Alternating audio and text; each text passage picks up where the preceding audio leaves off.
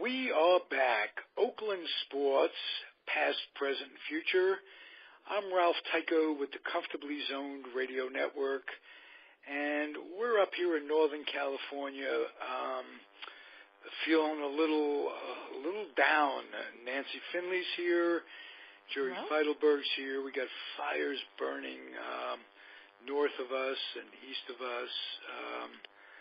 It's been kind of crazy this week. Start with you, Jerry, because we always go ladies first, and we're going to make a change. I've got changes in mind, ladies and gentlemen. It's Jerry first today.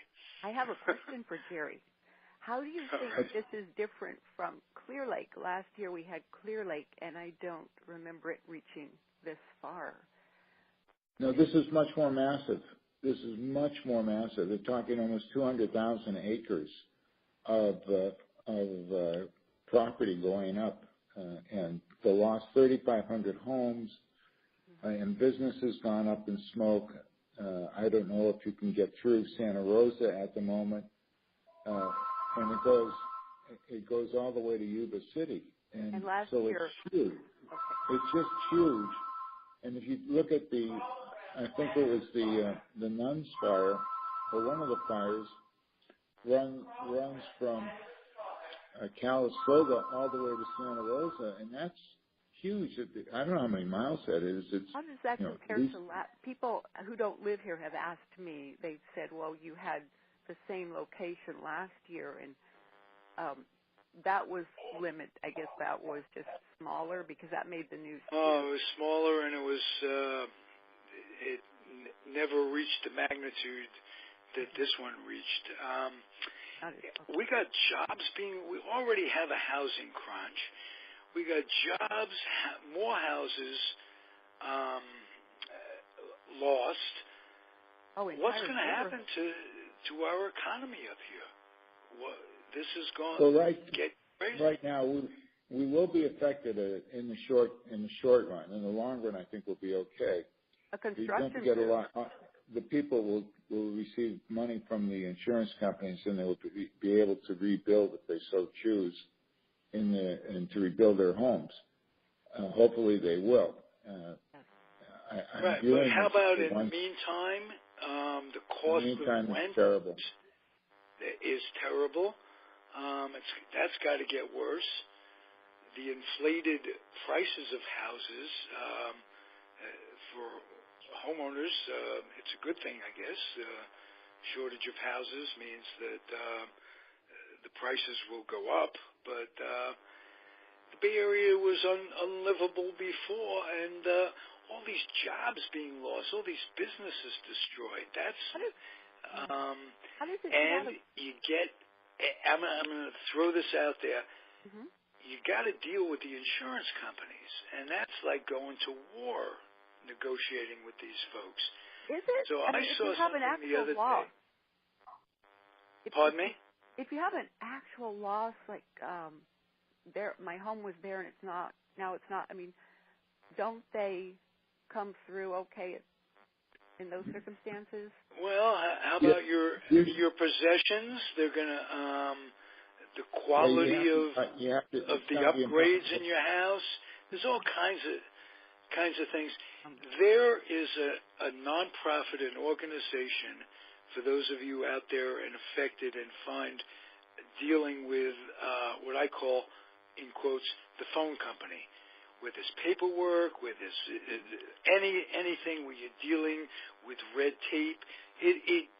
I'm one of those people who are intimidated by that. I find it, before I start in, I find myself already agitated, and there are people that just can't deal with it. So there's this nonprofit that will help you deal and negotiate with insurance companies in good and keep them in good faith.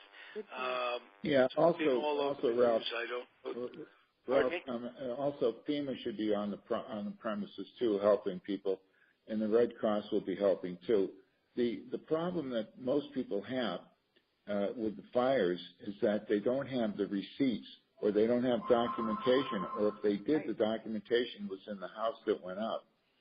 So one of the solutions that their insurance brokers should tell people to do is to photograph everything that they have. So you'd have at least you have on your cell phone, you have the cell phone in your possession, you'd have a record of what you owned, and they could, get you a reimbursement for those items.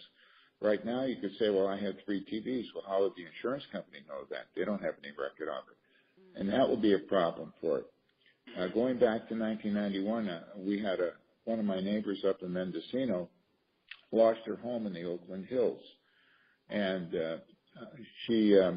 I think she moved she was going to rebuild, or she did rebuild, but changed her mind about living up there in Oakland and moved to Mendocino, where there's a little more space.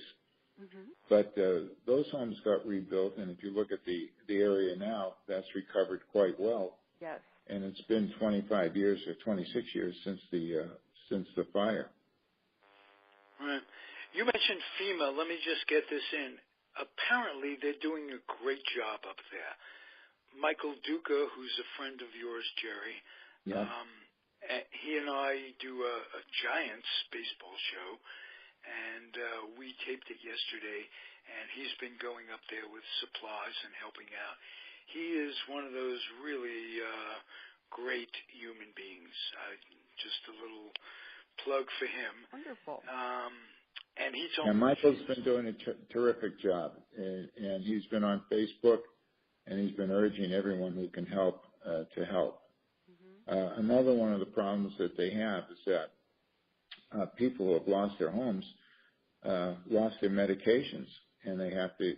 Hopefully, their pharmacies are still in business so they can get emergency supplies of their medications. Yeah, wouldn't the pharmacies have that on a computer now? Yeah, they'll have it. But sometimes the computers are down. See, that's another thing that computers have replaced the so-called hard copy of things. Yeah. If the computer goes down, what does happen? And you're a pharmacist, Jerry. Maybe you can help us on that. Well, unfortunately,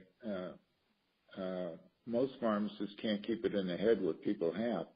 And what people should do, and they should keep it in their possession, is get a medication record when they go to their doctors and have a medication chart in their pocket so that they can reconstruct. What they can do is, if their doctor's offices are open, they can contact the doctors and get copies of the prescriptions so they can get them filled. And I believe the insurance companies will pay for it on an emergency basis. With the managed care people, if you get it too soon, they won't fill it, but these are extenuating circumstances, and they usually come through. Oh, of course. Of course. That's I wanted to ask, is there a way to prevent something like this every October, or from getting out of hand? Is there something that some kind of maybe flammable plant we have that exacerbates the situation that we should cut back? What I've had friends out of the area ask me. They say it seems great question, Nancy. Jerry, can you talk to that? I don't know what we can do about the wind. I've lived in California for 50 years, and when I was first married, I was living in the West Hills area of Los Angeles. And it was around September and October. One morning I went to work. You could sense it was something wrong. It was brutally hot, and the wind was blowing. And sure enough, that night, the Chatsworth fire broke out. It raced across the San Fernando Valley and then jumped the freeway and went all the way out to Malibu. Well, what causes the spark, though? Is there we don't know. Could be a cigarette. Could be a power line. Could be lightning. Who knows what causes it? And then when the wind picks up, and sometimes there's spontaneous combustion on plants. Really? You just don't know. Oh, my gosh. So we are plagued by, we have rain in the winter, like we had record record of rain. We were on national TV in February because the reservoirs were overflowing, and now we had all this lush growth that dried out, and it's just fuel for the fires. And it just, with the wind, and of course the fire creates its own wind, and that's what makes it so difficult. Right. And with the speed and rapid movement of the flames, it was like a train wreck coming right at you. Well, I hope this wasn't caused by one person, or No, I don't think so, because it was so widespread. Really and the winds that day, record proportion winds, just at the time that the fire was starting, and that's right. Yes. So sometimes it comes under the category of natural disaster, and it's October with us. Remember the earthquake, the World Series earthquake? That was October. Yes. Yeah, October 17th, 1989. No. What is it about October out here? I don't know. Gosh. Well, maybe the gods are angry at Halloween. Yes. Yes. Well, we pagans are enjoying, though, as long as we're here. But, yeah. Jerry, as a pharmacist, this is something that I think we could use your help on. Can you sum up in a way the whole PED thing that baseball has been going through over the past, I'd say 25 years now? It's been maybe a little less. It's been in everybody's mind. Where were we then? Where are we now? And I'm curious. What is baseball doing? Well, if you're talking about the use of illegal drugs, if you go back to the 70s, you have to remember that there was a lot of cocaine being used. Players have been using greenies or amphetamines. Yeah, but are they they're not changing the composition of your body. Those drugs, and I don't think cocaine, for instance, is particularly performance enhancing. We're talking about drugs that... that would keep you from holding a bat steady. It does stimulate the central nervous system, as does the amphetamines. And the downside is that a lot of the cocaine users use alcohol to calm down from the effects. Alcohol has been a problem in baseball forever, and Mickey Mantle comes to mind. Yeah. Yeah. Oh yeah, Mickey Mantle. Well, that was always they always go to the bar after a good game and just let loose, relax. Yeah, the Red Sox had a pitcher, Ellis Kinder. He was loaded most of the time he pitched, and he did very, very well. Yeah. So, Wow. There's also the story of Doc Ellis, who was reputed to have pitched a perfect game under the influence of LSD. And claimed himself that he never pitched a game in the majors sober. Not necessarily LSD, of course, but the other thing is the use of steroids in the 80s. Canseco was doing it in the 80s.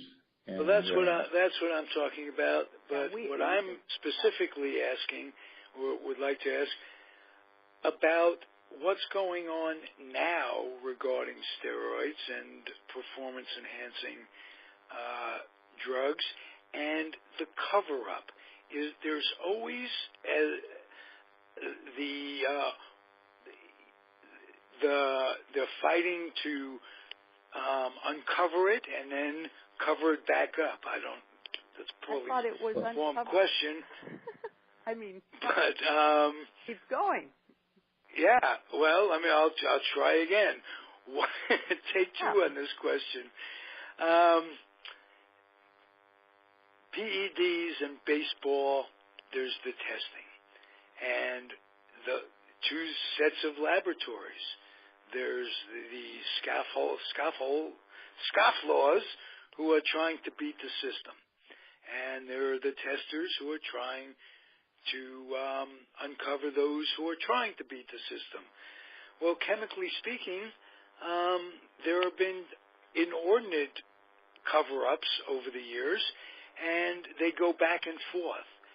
Does this mean that what's happening? I guess that's the question. Well, we're not babbling away. If you go back to 1994 when they had the strike, and people were turned off by what the players did at that point, and there was no testing back then. When they had people were turned off at the steroids at that time? Well, but in 1998, Nancy, when McGuire and Sosa went at it and they had that big home run chase. Oh, yeah. That's what, and the owners knew that there were steroids in the game. There was no doubt about that. They were condoning it because they wanted the people to come back and come to the games and spend their money. So they condoned it, and Barry Bonds got a little upset because McGuire hit 70 home runs, and he felt he was a better player than McGuire. So he started doing it, and he had his record 73 and 762 home runs. But and also Roger Clemens is supposedly using it. And then they instituted some tests for steroids, but they didn't include human growth hormone, which required a blood test. You couldn't detect it through a urine test. Now they have it, and they've increased the penalties for the players. They want to keep the game clean. Well, or have a steroid league. You know what I mean? Like, if you're going to take it, just let everyone know about it and play steroid, and then have those that don't take it. I mean, just stop hiding. You know what I mean? Okay, I know that's funny, and I said that, though. Just have I would really like to see who would win with everyone taking steroids, and that would be suspenseful. But with me, I can see it. These guys bulk up. They bulk up, and well, we've come to terms with it. We can no longer compare performances of era to era. Well, they look for a number of reasons. Because first of all, back in the day, there weren't blacks. African Americans couldn't play. So that if we compare Ty Cobb to Ted Williams, it's really unfair. Well, however, at this point, we can't compare it because of the different drugs that are taken. You just have to compare the players in this era against each other, and accept that it's part of the game. What do you think the risks are physically for players who abuse steroids in the long run? I could cite players like Lyle Alzado, who lived a short lifespan. Is it worth it? Well, here's the mindset of a player, and there are only so many jobs. There are 25 jobs and 30 teams, so there's 750 jobs in the major leagues. Mm-hmm. If you count the 40-man roster, it's 1,200 jobs. And for every player, there are 10 guys behind him. And a player knows that if he gets sick, or if he gets hurt, or if he doesn't play well, there's someone there to take his job. And if he can find an edge to improve his performance and keep his job and hit the home runs and get paid the big bucks, they're going to take it. There are guys that have doctored the ball. There are guys that have done all kinds of things. Like Ty Cobb would sharpen his spikes. And there are guys who have played the game correctly. And they know they don't cheat, and they do the best they can. And players, if they get caught doing steroids now, pay a penalty. But it's bad for them too. It's bad. I mean. Well, yeah, I'm just talking about long-term effects. Anything with steroids. They could affect your health in the long term. They can win without it. Just have a strong cup of coffee. I mean, common sense, just. Right. Yeah. Well, that. Vitamins. That's good advice, Nancy. Yes. Well, Nancy, I've seen guys. When I was in the training room, they go to the bottle of Advil or the ibuprofen, and instead of taking one or two like most people do, they take a handful of them. And I talk to players about, and this is not doesn't have anything to do with drugs per se. But I talked to one of the A's players who was using snuff, chewing tobacco. Mm-hmm. And I warned him about the dangers of it, and he looked at me and he says, well, hell, you eat red meat, don't you? That'll kill you. Yeah. Yeah, I remember that chewing. I remember ads in our yearbooks for chewing tobacco. Ew. Yeah. Well, you remember Joe Garagiola, God rest his soul, used to go around to the big leagues with a former Philadelphia athletic, Bill Tuttle. Bill Tuttle played with Kansas City as well, Nancy. I remember that name, yes. Yeah, and he chewed tobacco and he lost half his jaw and his face. Yeah. And he would go around to the camps and tell the kids about the dangers of chewing tobacco. Mm-hmm. Yeah, Major League has not stepped up to the plate on that, but the players cannot use chewing tobacco in the minor leagues at all. And so it's only a Major League phenomenon, and they can't. They've got to do something about it. But I think that's such tradition, and they use chewing tobacco, but they shouldn't be doing it. It's too dangerous. Well, a more recent name comes to mind, and that's Tony Gwynn, who passed away. Tony Gwynn. Yeah, exactly. I remember Dad and Charlie always called everything dope. I was confused because I would ask, what is dope? And they just put everything in that category except the legal stuff, liquor. But they weren't. But dope. I guess everything was dope. But Nancy, did marijuana play any part in any of your memories? No, I don't remember it here. That was dope. That was dope too. That was in the same category. But no, I don't remember that. Hearing about that. Never came up in anything. Players. No. They would. If anything like that had been found or just rumored, I just know. I could just imagine Charlie flying out, taking Dad down into the clubhouse, and going through everything. So. Yeah, there hasn't been anything. Most of the players don't smoke today, and if you don't smoke, you're not going to do marijuana.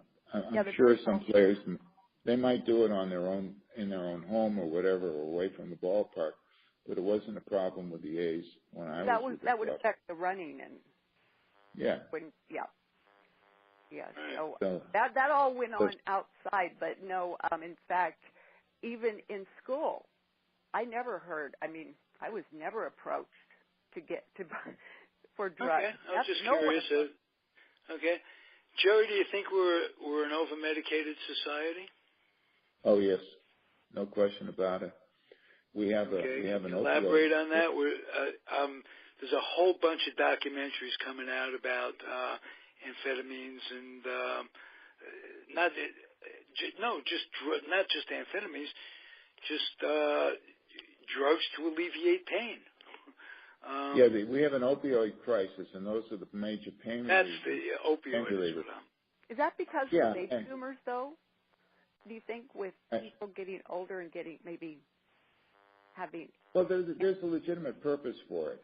When you have patients have cancer, they can use drugs like morphine and OxyContin, whatever is necessary to relieve the pain, especially if they're in a hospice situation. You don't want people to suffer.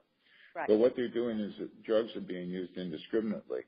People are doctor shopping, and they get it, and they get a prescription for it, and then they go out in the bar or wherever on the street, and they get a lot more money. I can't pronounce those names I read in the paper. I can't even pronounce the names of the medicines they talk about. Oh yeah, and drugs. There's a drug fentanyl that's even more potent, and there's a lot of the deaths that occur from misuse of fentanyl. I've never. Well, it all has to come by educating kids when they're really young. Oh yeah. Yeah, I guess. So, but these. There are doctors that are pain management specialists, and people go to them.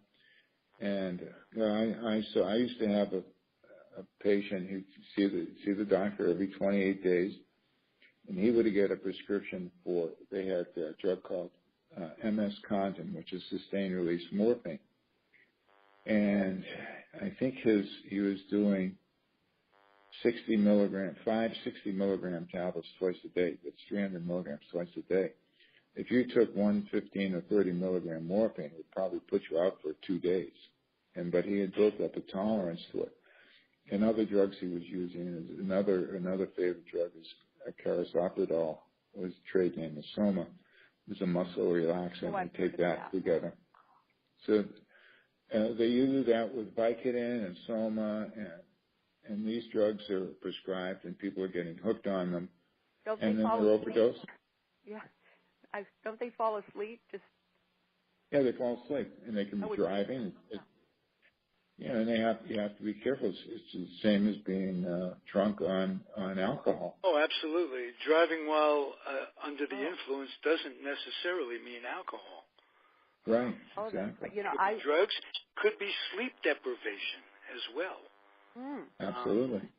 That scares me. I mean, like with drinking, I know we were real strict about the players not drinking for a certain amount of time before playing. That makes sense. Well, one of the things that people aren't aware of is, let's say you have a cold, and you go into your pharmacy and you buy an antihistamine to relieve your cold symptoms. Then you go to the bar and have a drink. Well, the antihistamines and the alcohol are potentiated, and I'm afraid. You can really Yeah, I know. People aren't I aware was of that. worried about that. Don't mix anything, not Advil, nothing with alcohol. Yeah. Joey, are you retired from pharmacy at this point? Haven't filled the prescription since 2010, 9, something like that, 8 or 9 years. Do you miss it? Okay. I just want to know how you adjusted to retirement. What do you do to keep? I know that the wheels are still spinning. What do you do to keep it going? Well, Nancy asked a good question. Do I miss it? I miss the interactions with the people because it was a people business. Mm-hmm. What I don't miss is dealing with the insurance companies and government. That's right. And the government is treacherous. Yeah. I was active in pharmacy affairs. I go up to Sacramento. I go to Washington. We talk to lawmakers, and they'd listen to us, and then they would do whatever they did. And the insurance companies, in the last 30 or 40 years, have been squeezing the reimbursements for healthcare for pharmacies. And so that's why so many of them have gone out of business. And every day you get a letter saying, we're paying you less. Well, you can't stay in business and people are going to pay you less. And your only option is to take it or leave it. You don't have a direct line to the insurance, do you? You have to stay on hold like everyone else? No, and the practices that they have with managed care, this drug is on the formulary, this one is not. You got to get prior authorization. The pharmacy can't do it. The doctor's got to do it. Or dealing with the state Medicaid system called Medi-Cal in California. I spent an awful lot of time trying to get prior authorizations from the state to get the people the medications to keep them from going to the hospital and costing the system more. And it's what they do is they interrupt doctors' therapies. And my late wife worked for Cigna, and one day she overheard a conversation between the medical director and one of the doctors who was fighting for his patient to get a particular drug to the patient. And the doctor said, well, it's like we're taking money out of your pocket. And the doctor says, I don't care. I want the medicine for my patient. And that's the way they view it. The insurance companies view it as money out of their pockets. And if they can do anything not to pay, they're not going to do it. And we had a little thing we used to say: deny, delay, don't pay. That's how the insurance companies operate. You're higher educated than most of the people in insurance telling you what to do, right? Oh yeah. Okay, so that's what I don't understand is you've got people. I don't know. They're telling you what to do, but you have the PhD. Well, the thing is, would you like to chip? Yes, you do. And would you chip in on Obamacare, if you would, or in single payer? If any of us knows it, I can't figure that out. The tax thing has, I can't figure that out. We're all in the same boat, Nancy. It's just incredibly confusing. Mm-hmm. And Jerry is so articulate, so maybe you can put. You could answer my question about what exactly is single payer. That's a good question, Ralph. And if you're on Medicare, you essentially have a single payer. You have one insurance company, and I think it's United, whatever it is. There's one insurance company, handles all the claims for Medicare, everything. And what it does is it reduces the administrative costs that you have with the insurance companies. The cost of administrating the Medicare stuff is 3 to 5%. But you take a company, for example, like Blue Cross or Blue Shield or any of them, they have overhead expenses, and their operating costs are maybe 28% or 30%. So you can see there's a big disparity in running the programs. Now, they could all compete to be the single payer, and they would handle all the administrative costs for the insurance programs, whatever it is. And because it would be doing it for everybody, it would lower the cost. Obama wanted that. They called it the public option, but it didn't go through because the insurance companies had their own vested interest that they wanted to protect. And because they're powerful and they have a lot of money, they have a lot of friends in the Congress. And they were able to at least keep the single-payer option out of Obamacare. And so you do have the insurance companies involved in health care. And what Obamacare did, and it created the agencies like we have Covered California, where the people can buy their insurance. It gave the people maybe 20 to 30 million people who didn't have insurance the opportunity to have health insurance for the first time in their life. And it eliminated the pre-existing conditions that a lot of insurance companies use to keep from insuring people who need health insurance. Mm-hmm. And so now that's the big key right there. That was the big selling point. Yeah, pre-existing conditions. If Obamacare is repealed, will that be repealed as well? Yep, you bet. See, what I didn't understand is since the insurance companies didn't have to go along with it, then in a way, why do they have to go along now?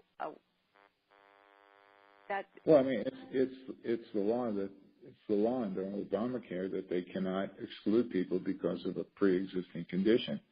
And also you have the mandatory health insurance to have young people who feel they don't need health insurance because they're healthy. Mm-hmm. They wouldn't buy it, but now they're forced to buy it or pay a penalty. So those are the factors. Those are the factors.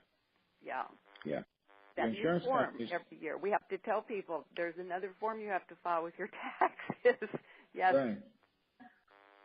So the insurance companies want to insure healthy people. They don't want sick people. Well, speaking of that, I have another question. Medicare, Part A, Part B. Yeah. If I make, say, $800 a month on Medicare, to buy Part B costs me $100. If my Social Security benefits are $5,000 a month, whatever the top is, it costs me $100 a month. Right. That's not fair. Well, you want to have means testing, and I don't know how they would do that, Ralph, but it could be done, I suppose. But no, I would pay. See, I'm a low-income recipient of Social Security, and I pay $100 a month for Part B so that I can be covered by doctors and what have you when I'm out of the hospital. Is that the prescription? What do you pay for the prescription? part? Well, you pay nothing. That's not. The idea is, though, that if I were making $5,000 a month and were a high-end recipient of Social Security, it would still cost me $100 a month for Part B. $100 a month for the guy making $5,000 is maybe 5%. $100 a month for the guy making $1,000 is 20%. Right. I think that's an inequity right there. Yes. Yeah. Well, they haven't addressed that, and they've talked about means testing to do it, but I don't know how it's going to be done. And of course, you also have Medicare doesn't pay for everything; it pays for 80%. And then you have to have a supplement, which you have to pay additional money for, and that doesn't include the drug program, and you have to buy that from Medicare Part D. So, Medicare is not free. People are paying for it, and they've also paid into it. Mm-hmm. It's not a free program. So, why do you have to have a second? That doesn't make sense. You have a anyway. Okay. Anyway. Okay. This is all the stuff is depressing me.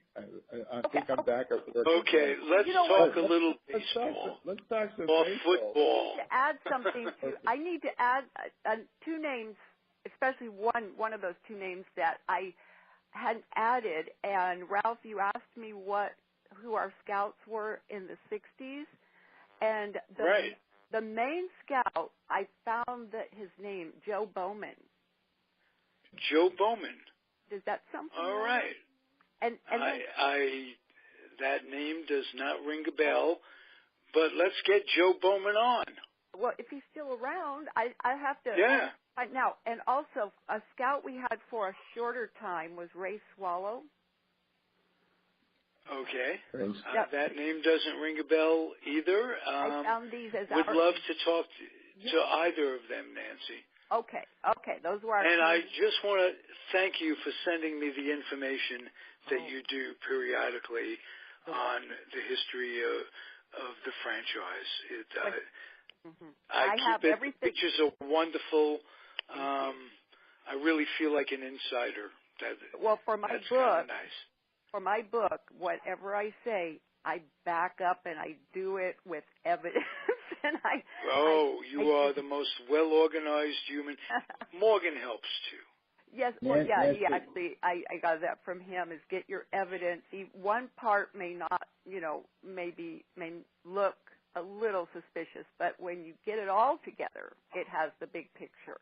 So that's what I do. Hey, well, next week we're going to talk about Trader Lane, Frankie Lane. Oh, Frank Lane. Oh, that's. He worked for the A's, and big part of Nancy's book, and we'll talk about him. Okay, fascinating Nancy. Guy. Frank Lane traded managers at one time. Yes, he did. Jimmy Dykes for somebody else. Oh. Yes. Well, Jerry, you are sharp as a tack. Your memory is very. I think it was Joe Gordon for Joe Gordon, right? Joe Gordon. Proving that I'm somewhat sharp too, I guess. Well, Charlie liked Joe Gordon, and I thought the articles I have when the blow up happened was apparently can't be found by other people. And they're in archives, but no one can find them. I found them. Dad kept them. So all I know is Charlie told Frank Lane, his first GM, no trades to the Yankees for the season of '61, and Frank Lane did trade to the Yankees. Well, so sometimes employer-employee relationships don't run all that smoothly. That's what happened.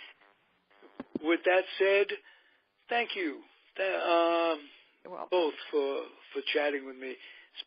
This has been depressing for all concerned. Well, I've learned a lot. Because we all have roots. Where everyone lives in Northern California, we all have roots. We've visited. We've stayed with friends in these places. We've worked here and worked there. Myself, I have a past where I spent a few years being a process server up in Santa Rosa, Sonoma County. So I've driven these roads back and forth, all these roads that I'm seeing on the news, and it's like a piece of me dying. This is they'll never rebuild it the way it was. They will never rebuild neighborhoods. They will never rebuild the spirit of these neighborhoods. It won't be the same. It will never be the same. It won't be the same. People are being displaced. I have friends that have homes in Napa and Sonoma, and I go up when I have a home up in Mendocino, and when I go up there, I go up through Santa Rosa. I stop up there many times. I've been to many of the restaurants, all the spots. Malala, yes. Yeah. Well, there's the greatest Mexican restaurant in the world. It's called La Bufa, and it's downtown on 4th Street in Santa Rosa. And keep the fire away from La Bufa. That's what I'm asking all the firemen out there. Get together, have a Monday morning meeting, and make it work. Hopefully next week we'll talk sports next week. We will indeed. I want to hear more about the Mendocino place. Okay. Thank you. All right. Okay, bye-bye. Enjoyed it from the standpoint of communicating with you guys. It was a bit of a downer from the standpoint of the subject matter, but life goes that way at times.